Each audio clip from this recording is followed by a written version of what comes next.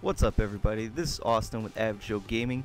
If you haven't noticed yet, PlayStation All-Stars just recently released its first real batch of DLC. 2 new characters and 1 new level are now available, and I'm going to take some time to run you through it all. The first new combatant to enter the fray is Emmett from the awesome game that you should all go buy, Starhawk. He's a fairly strong character that works really well at close and medium range with his mix of gun combat and melee attacks.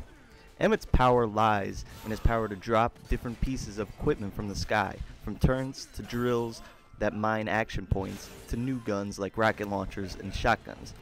If you really want to control the field, using the turret is an awesome weapon. Use it wisely and you'll be gaining AP like crazy. His super moves are all fairly useful. Level 1 throws out a simple gun blast that shoots forward, killing anyone in its path. His level 2 drops down a giant drill onto the battlefield that has a great range to knock out enemies, but seems to be hard to judge exactly where it will land.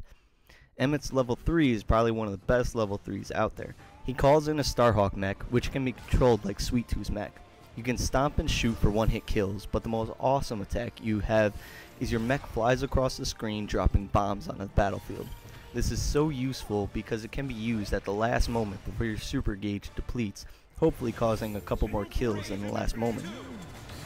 The next character is Kat from the well-received Vita exclusive Gravity Rush. Kat plays very different than Emmett. She's an incredibly quick character that relies heavily on combos to build up her AP.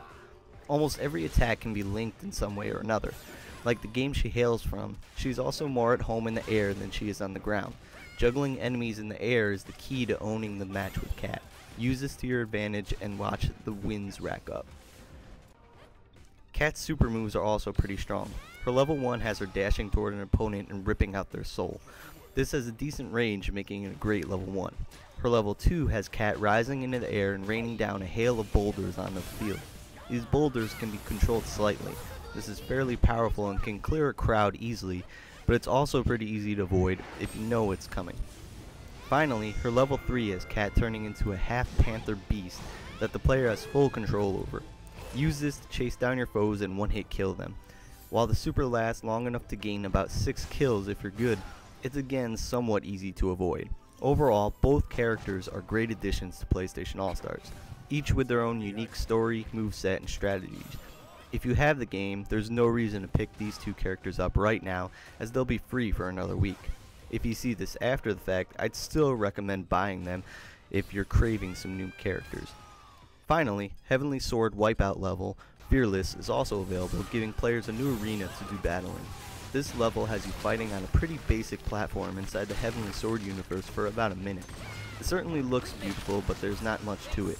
Before long, some Wipeout racers destroy the platform and throw the characters off into a canyon, where there are 3 platforms to the left and an inverted racetrack to the right. This area is pretty interesting because platforms can be used to hold your ground with some characters and hide with others. You can also throw people into the track to the right, where they will be electrocuted and lose a whole bunch of orbs. The right is a scary place to be, so fight near there at your own risk. Overall, I found the level a bit disappointing because I was expecting more from the Wipeout interaction.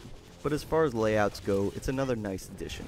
The Fearless level is available now for $1.99, and like the characters, I would also recommend this if you're wanting to breathe some new life into your All-Stars.